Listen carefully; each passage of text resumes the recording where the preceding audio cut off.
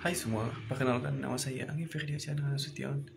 Saya dari kelas A, Prodi Pendidikan Seni Musik, Unimed, Angkatan tahun 2020. Kali ini saya akan menjabarkan apa saja organologi dari sebuah piano. Apa saja bagian-bagian yang terdapat dari piano itu sendiri. Baiklah, langsung saja. Yang pertama adalah key atau tuts. Tuts sendiri adalah salah satu bagian piano yang bersentuhan langsung dengan jari-jari kita saat memainkannya. Terdapat 7 tuts putih dalam satu oktav dan 5 tuts hitam dalam satu oktav. Pada umumnya, piano memiliki 88 tuts dalam 7,5 oktav. Rentang nada yang dihasilkan adalah dari C1 sampai B7. Yang kedua adalah hammer. Hammer adalah bagian yang meneruskan tekanan tuts guna menggetarkan dawai atau senar yang terdapat di dalam piano itu sendiri. Hammer terletak tepat di bawah senar. Pada saat tuts ditekan, hammer akan memukul senar sesuai dengan letak nada tuts tersebut. Yang ketiga adalah senar. Senar adalah bagian yang menghasilkan nada saat ditekan. Senar akan bergetar ketika dipukul oleh hammer. Semakin pendek dan semakin tipis senar, nada yang dihasilkan pun semakin tinggi. Semakin panjang dan tebal senar, nada yang dihasilkan semakin rendah. Penyitaman senar pada piano biasanya lebih sulit ketimbang gitar. Ini disebabkan satu nada saja harus menggunakan 3 senar, yang terdiri dari bass, middle, dan treble. Namun, senar piano justru sangat kuat dan tidak mudah putus tentunya. Dan biasanya, untuk senar yang berada di ujung paling kanan oktav, hanya memiliki satu jenis senar, karena nada yang dihasilkan juga tergolong pendek dan juga tinggi.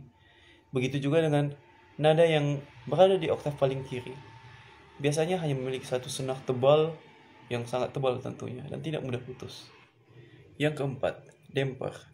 Damper terletak di atas senar. Damper ini berfungsi untuk mengatur panjang pendeknya suara senar yang dihasilkan. Damper digerakkan oleh pedal. Ketika tuts ditekan, sesaat hammer memukul senar, maka damper otomatis akan terangkat dan menjauh dari senar. Tetapi hanya sementara.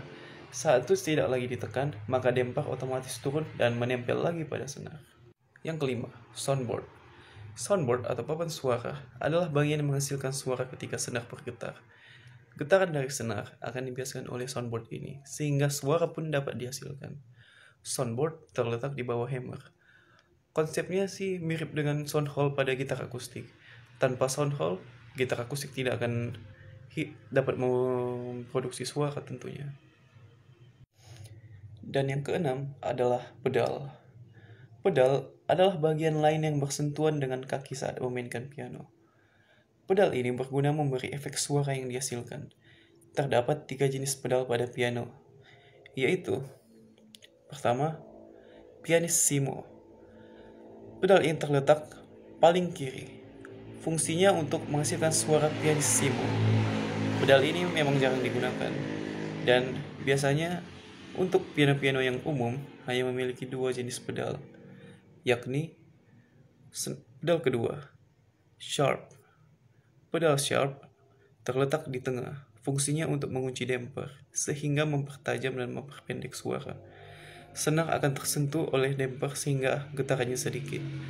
Pedal ini biasanya digunakan untuk lagu-lagu yang memiliki staccato. Dan yang terakhir, dan berada paling kanan adalah pedal sustain. Fungsi pedal sustain adalah untuk mengangkat damper yang terletak di atas senar. Gunanya adalah memperpanjang suara piano setelah ditekan. Pedal ini dapat menahan damper untuk tidak langsung menyentuh senar kembali, sehingga senar akan bergetar lebih lama, dan gema yang dihasilkan pun lebih lama tentunya. Dan ini adalah salah satu pedal yang paling umum digunakan oleh pianis di seluruh dunia. Oke, cukup sekian. Dan terima kasih sudah menonton video ini. Semoga video ini dapat menambah wawasan kamu lebih dalam mengenai piano. Oke, sampai jumpa.